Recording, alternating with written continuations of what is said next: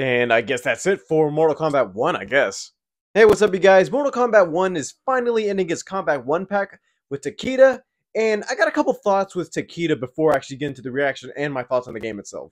Takeda being one of the revealing fighters for the DLC pack, I'm like, okay, so how does this break canon? Because you gotta remember, after everything with Liu Kang, resetting the timeline again, all new characters and returning characters are put in different positions. Like, we don't have a Hanzo Asashi yet. We have a Kuai Liang as Scorpion.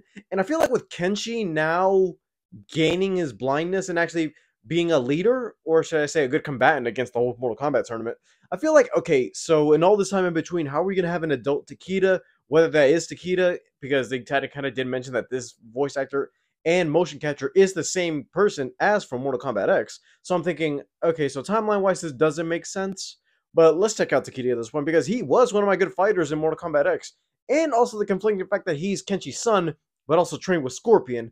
But my thing is that, okay, so how is this all going to unravel, or we're just going to get Takeda replacement, so like that we can just say, okay, Takeda's in the game, but hopefully with some maybe future DLC, we could try to patch this up. But anyway, let's take a look at Mortal Kombat 1.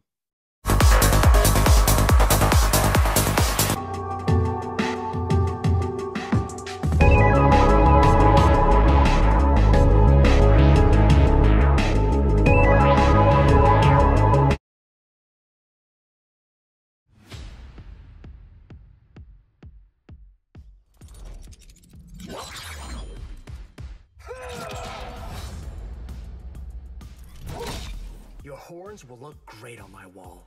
I am not the hunting. Fighting Shao Kahn, thought he would have fought Kenshi for this one, or Scorpion.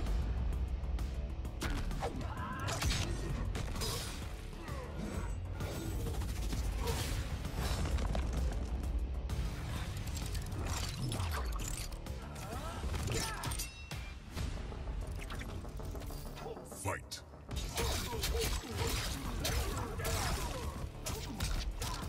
Okay, a bit of the whip. A bit of the moves are still the same for Mortal Kombat X with the whips. The teleporting, Speed run, that's a new one.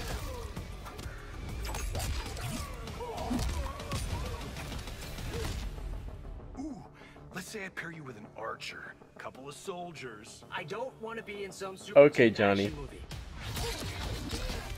Oh yeah, I almost forgot. Johnny saw them technically in that form when they were at the portal.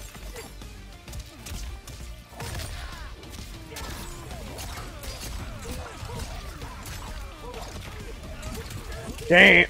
Ooh. Nah, that's a good one, that little finisher.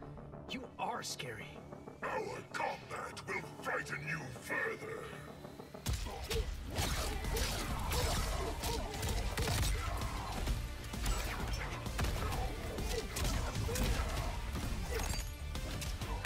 Oh, those are like the little explosions, like what Robin Nightwing does in Injustice. I like that little reference. Like, okay, that's cool.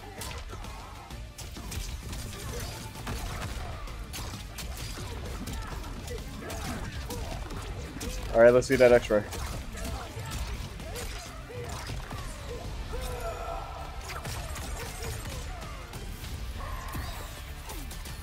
Okay, Sector.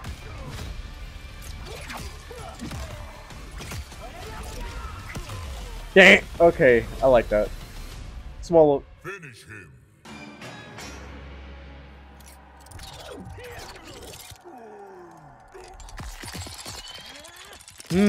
Shredding them. Okay, that was alright. And the finishing touch, okay. Fatality. Takeda wins. Takeda, what? It's Takeda.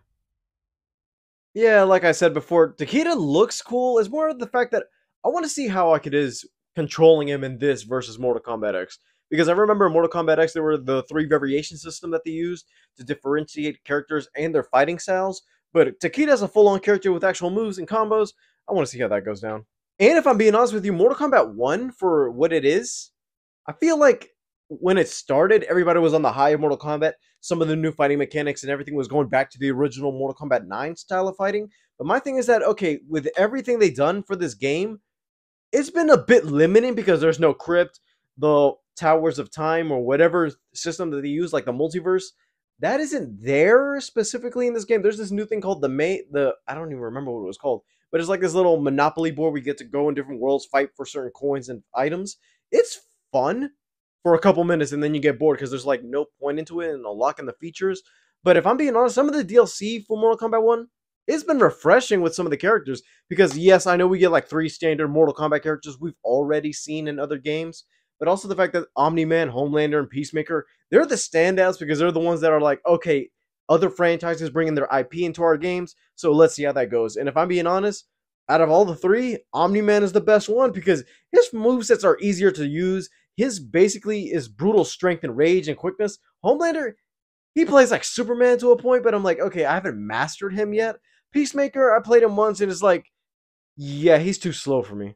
And I'm excited to see what they're going to do next with Mortal Kombat because, yeah, I know we got the Mortal Kombat sequel coming out next year, but also I wonder if they're going to try and maybe do a Mortal Kombat 11 Aftermath DLC pack showing everything after what happened at the very end because, yeah, we get the little cliffhanger with Havoc, but my thing is that, okay, either they're going to do a little DLC because I know they're going to do a Kombat Pack 2, but my worry is, are you going to include characters that don't mean anything? Because I've seen some of the leaks and certain things with DLC characters. One, Ghostface, I'm like, okay, I'm definitely going to use that because they're going to go back to standard horror characters, but who else are you going to put in this game? Because some of the ones I've seen are ridiculous, like they're trying to bring back Cassie. I don't even know why, since timeline-wise it doesn't work, because Sonya's not even like a main character in this story just yet, but I wonder what they're going to do with that, because yes, it might take a while for another Mortal Kombat game since we're doing the DLC mode on this and we're going to have to wait years and years until we get another one, or Injustice 3 if that's fine. But for what it is in Mortal Kombat 1, I've had a good time with it. Yeah, it's been a bit slow with the DLC coming out every month, where we get an Echo Fighter and Echo Fighter.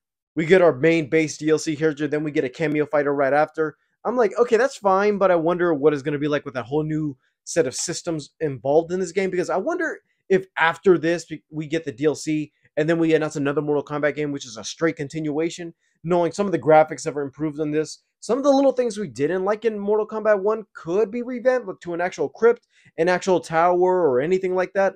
I wonder if the next Mortal Kombat is going to be as good as this one, to the fact that the fighting style is amazing. I can say the DLC, okay, 3 of your main IPs are good, but I wonder what else can you do, or try to bring back older Mortal Kombat characters and actually use them as DLC, but at least keep them involved in the story, because yeah, Mortal Kombat 11 did the thing with Aftermath by using Shang Tsung and actual story elements to actually involve him in the main plot, or should I say the little DLC plot within that game.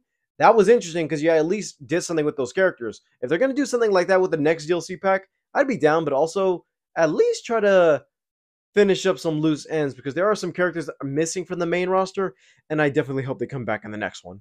Thank you guys for watching. Leave a like, subscribe if you haven't already. All my social media is down in the description below, and I'll see you guys next time. Bye, guys.